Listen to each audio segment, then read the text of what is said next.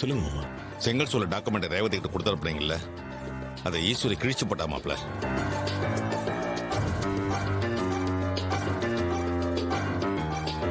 என்ன மாப்ள அமைதியா இருக்கீங்க? அத்தை டாக்குமெண்ட்டை கிழிக்காம இருந்தாதான் மாமா ஆச்சரியம். இதுல ரேவதி தான் ரொம்ப அப்செட் ஆயிருப்பா. ரேவதி அப்செட் ஆனது என்னவோ உண்மைதான். ஆனா அவ கோவம் எல்லாம் சந்திரா மேலதான் இருக்கு. அவங்க என்ன பண்ணாங்க? ரேவதி உங்களை பாக்கிறதுக்காக வந்தால, அதை சந்திரா தான் ஈஸ்வரி கிட்ட போட்டு கொடுத்தா. அப்புறம் ரேவதி வீட்டுக்கு வந்த உடனே தேவையில்லாம எதையதோ பேசி அவளை கோவப்படுத்தினா. சந்திராவால தான் ஈஸ்வரி உங்க மேல போலீஸ்ல கம்ப்ளைண்ட் கொடுக்குற அளவுக்கு போயிட்டா. நாளுக்கு நாள் சந்திராவோட அட்டகாசம் தாங்க முடியல மாப்ள. ஆமா சகல, நீ இல்லாததால இப்போ அவங்களோட அட்ராசிட்டி நாளுக்கு நாள் அதிகமாயிட்டே போயிட்டு இருக்குப்பா. நாங்க சொல்ற எதையும் அத்தை கேட்கறதே இல்லப்பா.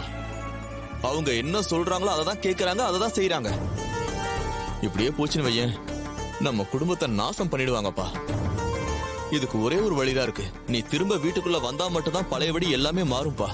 ஆமா மாப்ள, நீங்க சீக்கிரமா வீட்டுக்கு வரணும். இல்லன்னா மத்த தொழிலையும் அழிச்சு ஈஸ்வரியை நடுத்தரவுக்கு கொண்டு வந்துருவா. நாங்க எவ்வளவோ சொல்லி பார்த்துட்டோம். அவ மரமண்டையில ஏறவே மாட்டேங்குது. அந்த அளவுக்கு அவளை பிரெயின் வாஷ் பண்ணி வச்சிருக்கா. ஏப்பா, சின்னத்தை இன்னும் என்னென்னலாம் பண்ண போறாங்கன்னு நினைச்சாலே ஒரே பயமா இருக்குப்பா.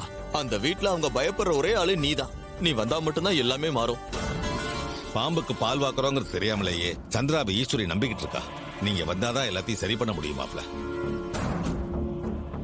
ஆனா அதுக்கான சந்தர்ப்பம் வரணும் இல்ல மாமா, அப்பதான் நான் வர முடியும். கண்டிப்பா ரேவதிக்காக நான் வருவேன் மாமா. ஆமா மாப்ள, அவ பேச்சுல நடவடிக்கையில எல்லாத்துலயுமே அது தெரியுது. நீங்க சொன்ன ஒரே காரணத்துக்காக தான் ரேவதி அந்த வீட்டிலேயே இருக்கா.